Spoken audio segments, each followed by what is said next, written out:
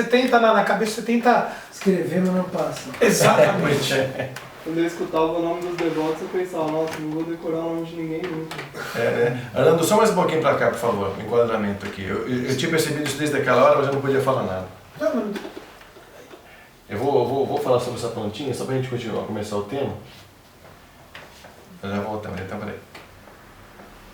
Olá, amigo internauta, então novamente aqui eu, Fred João, trazendo de volta o Tocando Oculto com vocês. E hoje aqui com o nosso Gokula Chandra Das, né, juntamente com Orlando de Freitas, falando agora então sobre a estrutura do cosmos. Mas antes a gente está com uma plantinha aqui muito especial atrás da gente, que eles prepararam exatamente esse ornamento aqui, porque tem uma simbologia muito especial, né, Gokula?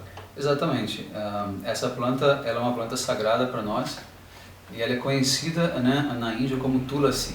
Né? Tulasi o que é? Tulasi. Essa plantinha, o nome dela é Tulasi. Que na verdade aqui no ocidente é um manjericão, uma espécie de manjericão, é isso? É um manjericão sagrado, que inclusive é mencionado na Bíblia, né, como Holy Basil. Né? E essa planta ela é consagrada por toda a Ásia de forma geral, inclusive Oriente Médio, África, como uma planta de milagres, na verdade. Né? Além dela ter centenas de propriedades medicinais, né, ela também é a personificação, né, de uma entidade espiritual, né, que nos favorece na vida devocional.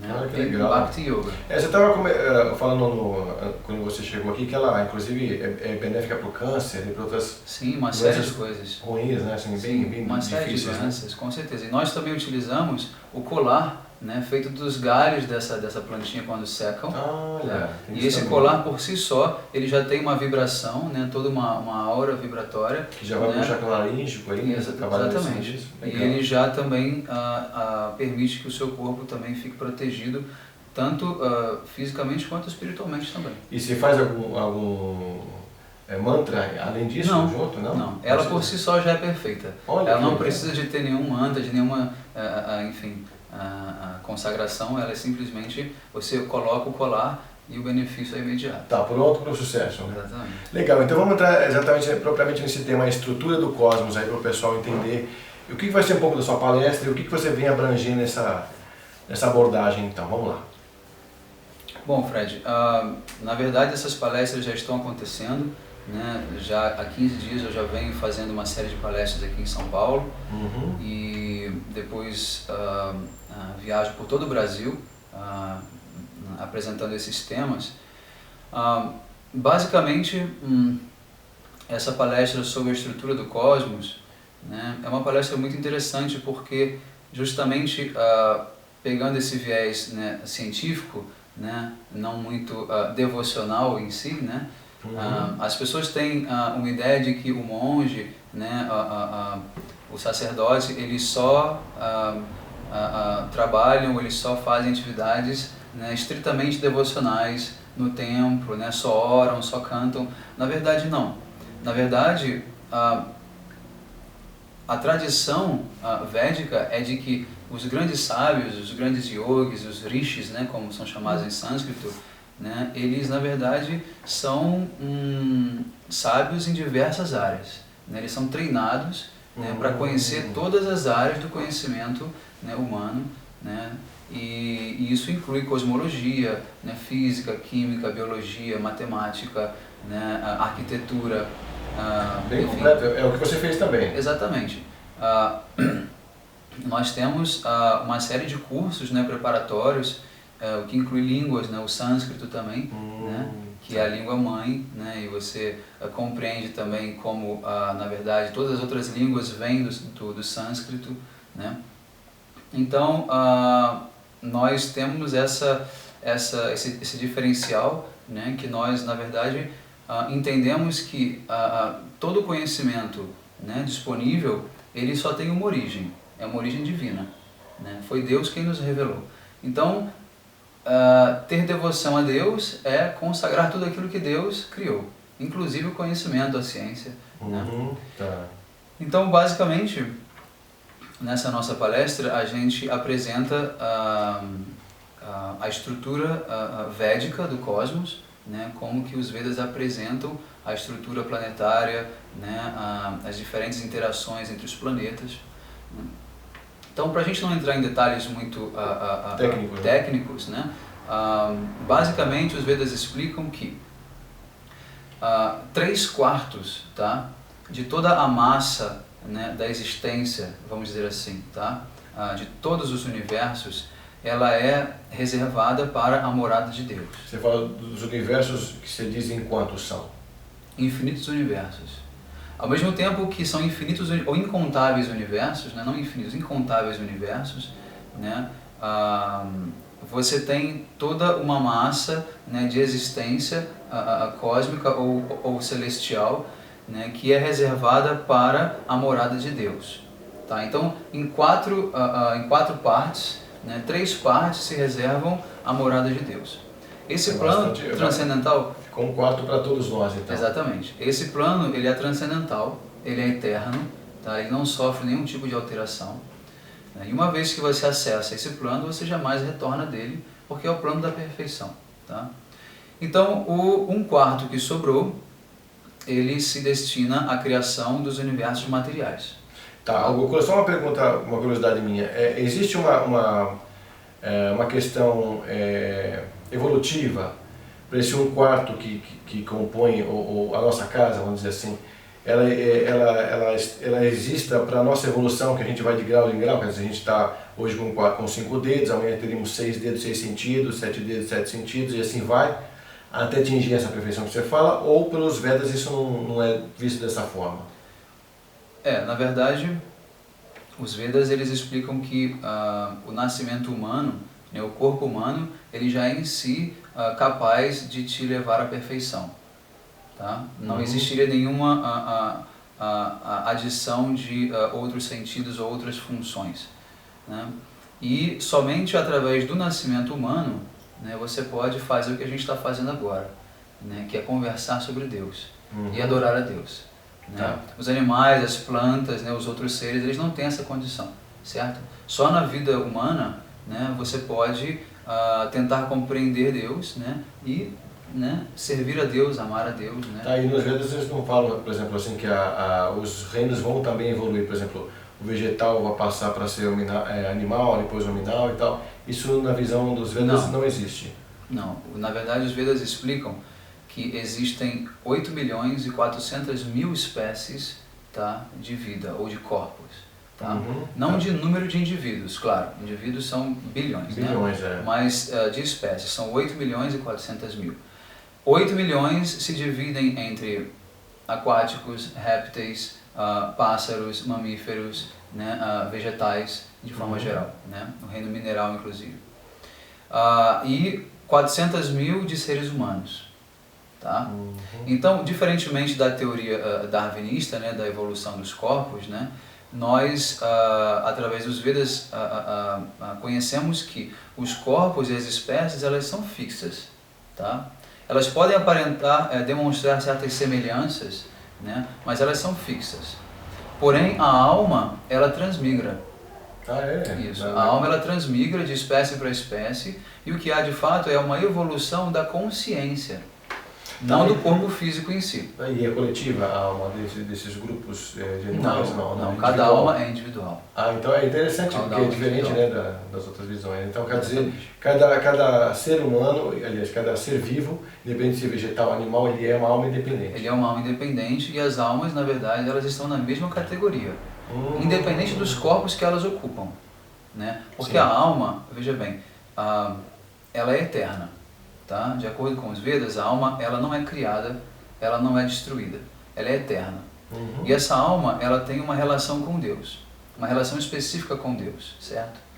Então, porém, essa alma, ela vai passando, né, dentro de diversos corpos, né, ou espécies, né, e existe um corpo sutil, né, que conduz essa alma de um corpo para o outro. Ou seja, quando uma alma ela desencarna, tá, de um corpo de cachorro, por exemplo, né, ela leva consigo um corpo sutil, que a gente define como sendo a mente, o falso ego e a inteligência. Tá? E ela conduz essa alma, esse corpo sutil conduz a alma para um próximo corpo, né? E aí é mantida a memória e o karma. Né? Ou seja, o que você fez no seu último nascimento, você recebe, né, como impressão para o seu próximo nascimento, né? E existe uma memória, uma caixa de registro, né, da sua trajetória completa, né? E existe, com certeza, o fruto do seu karma passado. Então isso explica a evolução da própria espécie, né? Porque tem espécies que a gente percebe que sempre que, ao algum tempo, ele acaba se tornando mais inteligente, né? Você fala, pô, mas antigamente você precisava, por exemplo, não precisava de muito esforço para matar um mosquito, por exemplo, que está picando você. Hoje não. Hoje eles são mais ligeiros, hoje se escondem melhor. Quer dizer que parece que eles aprimoraram também uma técnica, né? Então parece uma coisa meio boba, mas é uma coisa que a gente percebe que tem uma evolução em paralelo acontecendo aí. Bom, mas e continuando então, desculpa o tema, vamos lá. Então as almas elas transmigram, né, de espécie para espécie, né, e existe na verdade uma evolução da consciência. Por quê? Cada corpo permite um grau de consciência mais elevado do que o outro. Né? O que uma ameba pensa, o que uma ameba sente, não é como uma planta sente, que não é como um animal sente, que não é como um ser humano sente, certo? Então, quando nós alcançamos o nascimento humano, né, nós somos capazes de executar, né, essa função, né, de questionar a própria existência, né, que é algo que foge ao instinto. Né? O ser humano ele tem uma carga de instinto, mas não totalmente, né, encoberto por isso. Né? Então ele consegue questionar a sua própria existência, né, e concluir que o sentido da vida é se unir a Deus, é fazer o yoga. Né? Essa união com Deus, né, é o sentido da vida. Então, basicamente, voltando ao assunto da estrutura cósmica, né, a vida na Terra, ou a vida nesses universos, né, materiais, elas compreendem esse 1/4, né, da massa da existência total, né, criada por Deus. Cada universo, tá, ele é como se fosse um ovo, um útero. Tá? Então, dentro desse útero, são incontáveis universos que emanam dos poros de Mahavishnu. Tá? Mahavishnu, ele fica deitado sobre o oceano causal, tá? Que é a fronteira entre o mundo espiritual e o mundo material. Tá? E ele fica deitado ali, e de cada poro do corpo dele surge um útero como universo. Tá? Depois esse próprio Mahavishnu, ele se expande e entra... É extremamente gigantesco tudo isso. Né? É gigantesco, com certeza, é colossal. Colossal, né? Então, esse Mahavishnu depois ele se expande, entra dentro de cada um desses universos com outro nome, chama Garbhodakashai Vishnu, ok? Nossa, pra gente conseguir lembrar esse nome, tem que escrever. A gente vai passar aí pra vocês. Garbha significa útero, ok? Então, o Vishnu que se expande dentro do útero de cada universo é o Garbhodakashai Vishnu, ou o Vishnu do útero, certo? Tá. Então, esse Vishnu, ele vai depois dar origem a um terceiro Vishnu, né? E chama-se Paramatma, ou Kshirodakashai Vishnu. E por que tem que ser um terceiro Vishnu? Porque esse terceiro Vishnu, ele vai se expandir, e ele vai entrar dentro de cada átomo do universo material. Ele vai cada vez se densificando mais, é isso? Ele vai cada vez entrando mais fundo, né? E depois ele entra no coração de cada entidade viva. Ou seja, em cada átomo da existência existe uma fração de Deus, conhecido como Paramatma, ou Kshirodakashai Vishnu. Ou seja, tudo que a gente vê, na verdade, a gente fala Deus está em toda parte. Deus é onipresente. Sim, de fato. Né? Deus está em toda parte, em cada átomo do universo, Deus está ali presente. Então Deus, ele é, só para complementar, o maior de todos, né? Ele é o que está por trás de todos os universos, e também ele é o menor de todos, porque ele é menor do que o próprio átomo. Nossa, é muito louco. Essa coisa da gente tentar entender o gigantismo, né, da consciência desse tipo de filosofia é bem interessante. Agora, eu ia te perguntar o seguinte, a gente vê na teosofia que através do ciclo evolutivo o homem também acabou, na verdade a gente viu pela teosofia, você deve conhecer sobre isso, que na verdade o macaco veio do homem, né? Nós temos alguns filhos, né, que a gente causou ao longo da nossa evolução também. A gente acaba gerando, até falando isso aqui com o Orlando agora antes de vocês chegarem, né? Quer dizer, essas criações, vocês nos Vedas eles não falam sobre as criações que os humanos causaram para o universo, né? Vocês não veem dessa forma, vocês falam que tudo é original de Deus mesmo, né? Não foi a gente que ajudou em implantar nada disso. Porque eu te perguntar, se você vê assim também, como é que você vê de repente alguns outros bichos que também dizem ser filhos humanos? Por exemplo, como a barata, como outros bichos mais que a gente acaba criando como forças mentais, né? E até mesmo de cruzamentos lá do passado, genéticos, né? Que acabaram trazendo uma ramificação até diferenciada para cá. Então, se você nos Vedas não vê dessa forma, então a resposta nem acaba tendo sentido, né? Quer dizer, você não teria que ter a resposta nenhuma nisso aí. Ou você, de repente, também nos Vedas tem alguma luzinha dentro dessa questão aí? Que a gente causou um pouco disso também. Nós entendemos, Fred, que, na verdade, o homem, né, por mais que ele possa criar algo, ele jamais pode assumir a posição de Deus. Né? O que o homem é capaz de fazer, né, Deus é muito mais.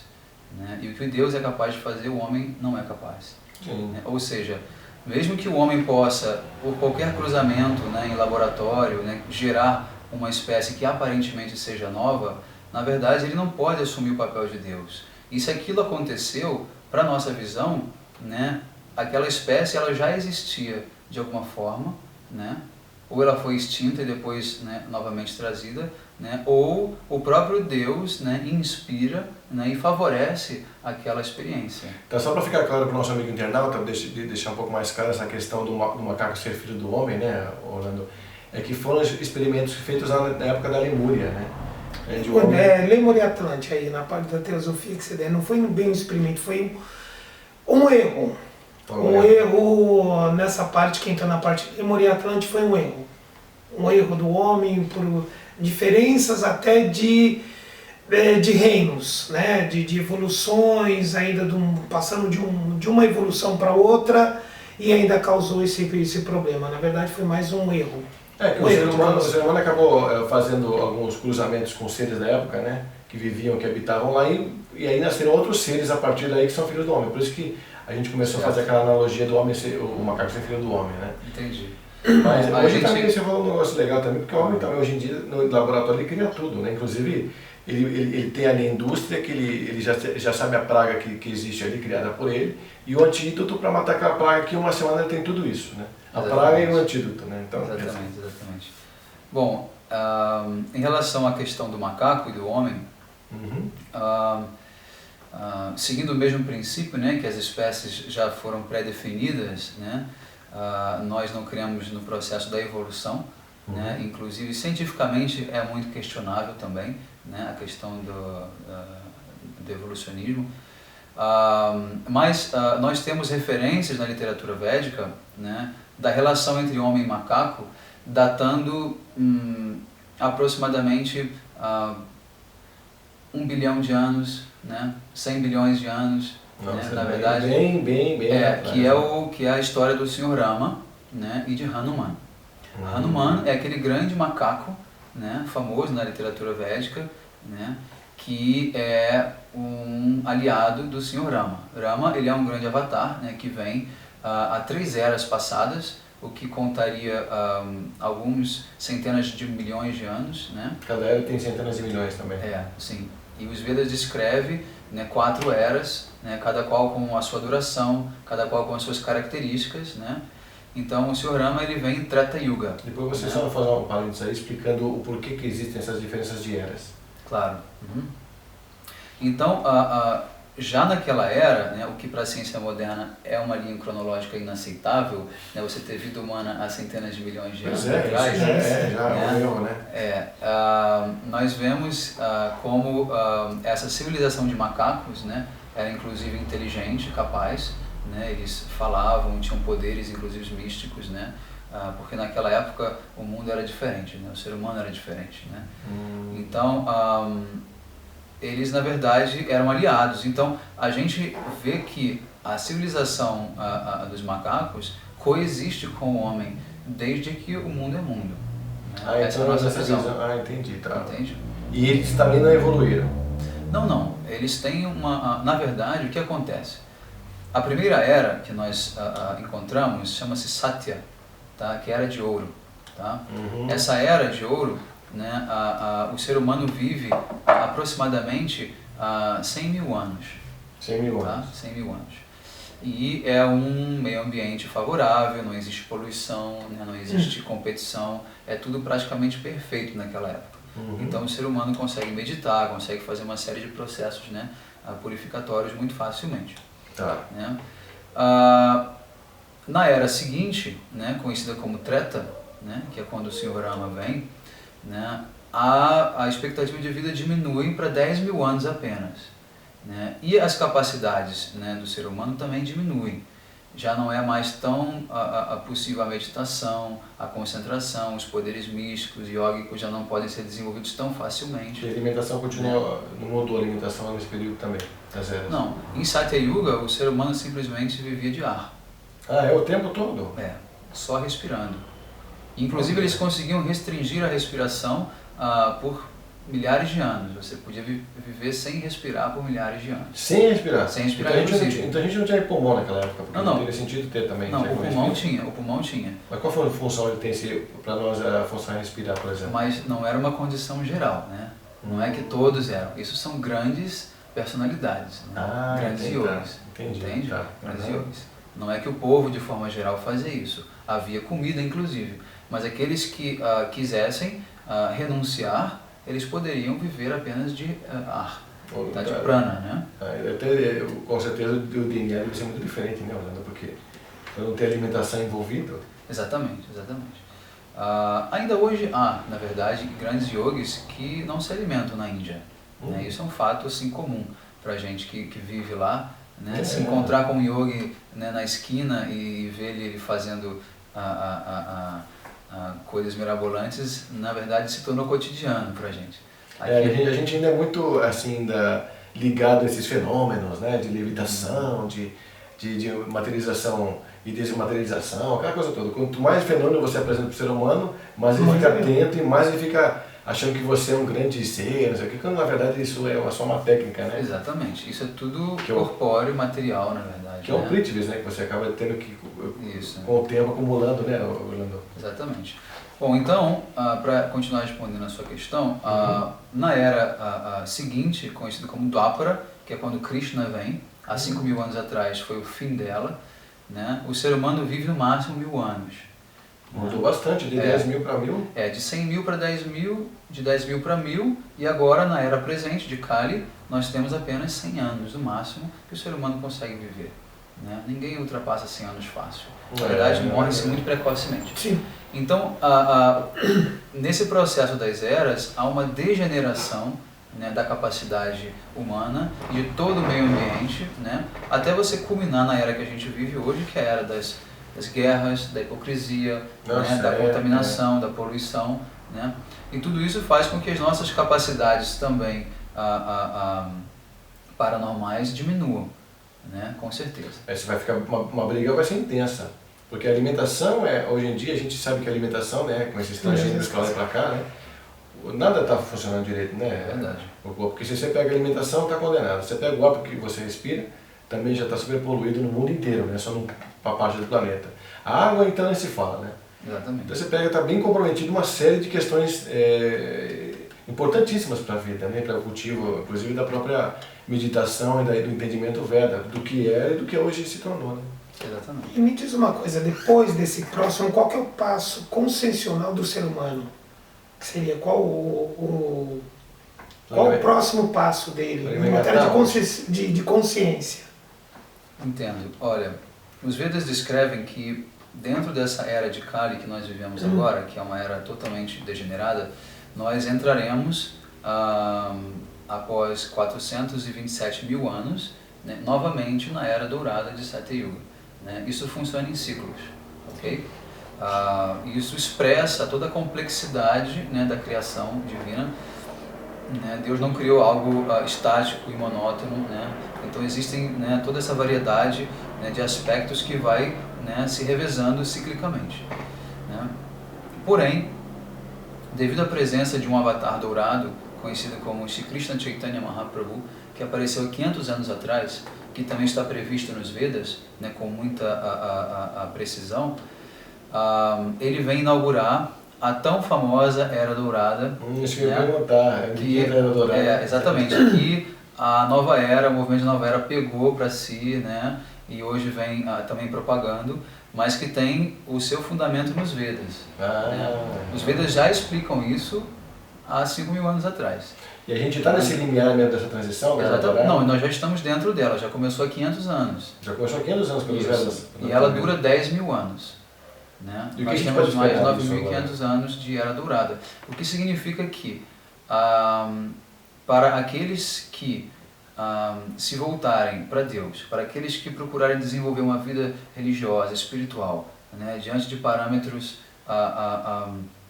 védicos especialmente, né, mas não exclusivamente védicos, mas elas não sofrerão as mazelas, né, dessa era, né, dominante agora vigente, e receberão os benefícios da Era de Ouro, que é Satya Yuga. Por isso chama-se a Era Dourada em Kali Yuga. E essa Era Dourada significa a gente com um pouco mais de consciência intuitiva, Exatamente. mais sensibilidade, Exatamente. mais mental do que emocional, superar uma série de questões que o ser humano ainda hoje está com dificuldade de superar, né? Exatamente, exatamente. Você tem toda a capacidade humana, né, de se conectar, né, com a divindade, né, seja lá como ela vai compreender isso, né, dele cuidar do planeta, dele cuidar de si, né, dele buscar meios de se harmonizar, né, tanto internamente quanto externamente. Isso são sintomas, né, da Era Dourada, que é o oposto, né, das qualidades da Era vigente, que é a total destruição, guerras, conflitos, intolerância, né, a morte de Deus, né? Deus já foi morto nessa era, inclusive, né? Então o homem ele é o comandante, o homem ele controla, acima do homem não há ninguém, né? O homem tenta se sobrepor, né, sobre as leis da natureza, né? Inclusive tem um movimento novo que chama-se neo-humanismo, uma série de outras coisas que exacerbam essa identidade humana, né, de ser o controlador, né, da natureza e do mundo. Porém, o ser humano ainda não conseguiu, por mais que ele evolua tecnologicamente, responder questões básicas da vida e evitar o principal fenômeno da vida, que é a morte. Né? O ser humano nunca conseguiu ainda evitar a morte. Né? Por mais que ele avance, por mais que ele se julgue Deus, né, existem leis que ainda estão acima e além, né, da capacidade humana, de fato. O Goku, o que eu percebi, talvez o Orlando também vai concordar comigo nessa questão, é o seguinte: a gente vem com 100 mil, depois cai para 10 mil, agora cai para 100, quer dizer, o ser humano exponencialmente, talvez a gente fale assim, né, que exponencialmente ele vem caindo nessa questão. Talvez seja que esse primeiro momento precisaria de muito mais tempo para absorção do conhecimento, de processar tudo isso, porque o mental também, talvez naquele tempo fosse muito primário, muito pequeno ainda, muito caminhando também com isso. Aí até sensibilizar todo o processo primeiro, para depois de 10 mil anos começar um novo processo mental para sensibilizar tudo isso de novo, com um pouco mais de rapidez do que no primeiro passo. Vê se está certo o menino de raciocínio. Sim. Aí depois a gente tem um terceiro momento que agora a gente consegue acelerar esse processo em 100 anos, quer dizer, já conseguiu um primeiro resultado, um segundo resultado, agora um terceiro resultado, que vai agora canalizar o resultado dos dois anteriores para o terceiro, com uma aceleração ainda mais intensa, né? Porque agora está tudo mais intenso. Sim. Esse quarto momento a gente pode dizer que vai também exponencialmente cair em quantidade de anos, mas exponencialmente subir em qualidade de mente, ou não? Exatamente. Sim. O que você está falando tem sentido, sim. Os Vedas explicam que a qualidade, né, dessas eras, ou as características dessas eras, né, elas são acumulativas. Ou seja, tudo aquilo que você demorava para conquistar em 100 mil anos, você passa a conquistar em 10 mil anos, depois em 1000 e depois em 100. Isso daí está correto. Né? Então, hoje, né, por mais que a gente tenha esse aspecto externo, né, da natureza, degradação social e tudo mais, internamente, né, o ser humano ele tem agora a capacidade, né, de conhecer muito mais a si mesmo e a Deus, né? E isso passa pelo tema da nossa segunda palestra, né, que era os segredos de Deus. Né? Por que, né, esse avanço, né, ele foi, na verdade, progressivo, né? E não de uma vez revelado desde o começo, né? Isso passa por